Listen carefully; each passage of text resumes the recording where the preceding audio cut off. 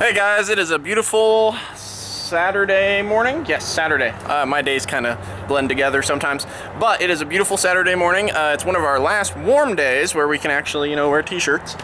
Me and Greene are out here getting some base cutting ready to go.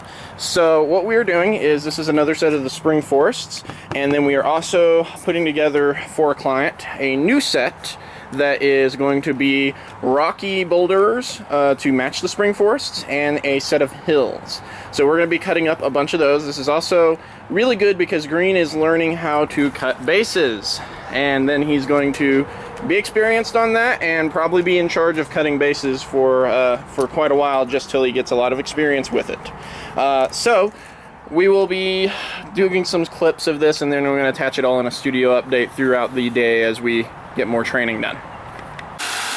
So now we have Greene learning how to cut the bases. We've already traced everything out, and he is doing, these are his test cuts. So he's just kind of going through and learning how to cut these properly, and the most important is safety. As always, wear safety glasses and make sure to be very careful when you're doing it. Okay, the next step in Greene's training with creating bases is we're now getting to sand beveling the bases with the belt sander. So what he's doing here is he's taking it in at a 45-degree angle. I'm going to come over here where you can't actually hear it as badly.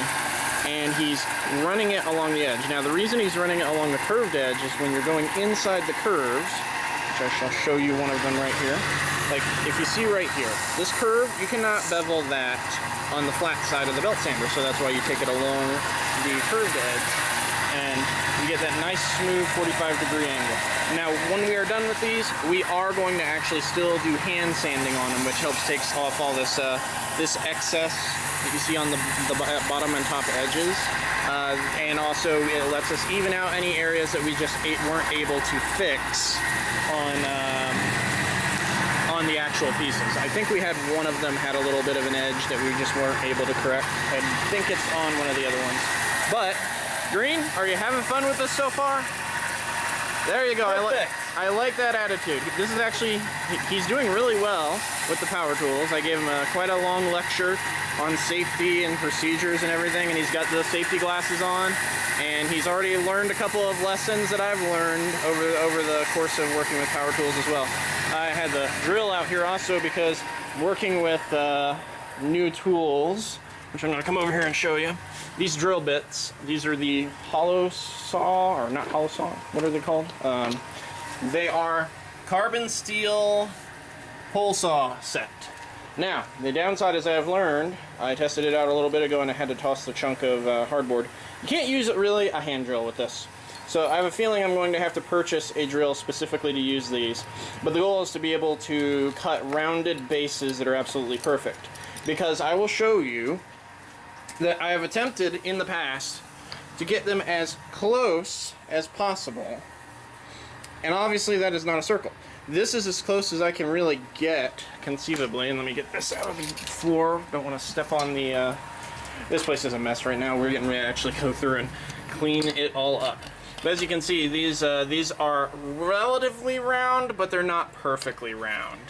And I'm going to have to purchase a dedicated tool for this saw set.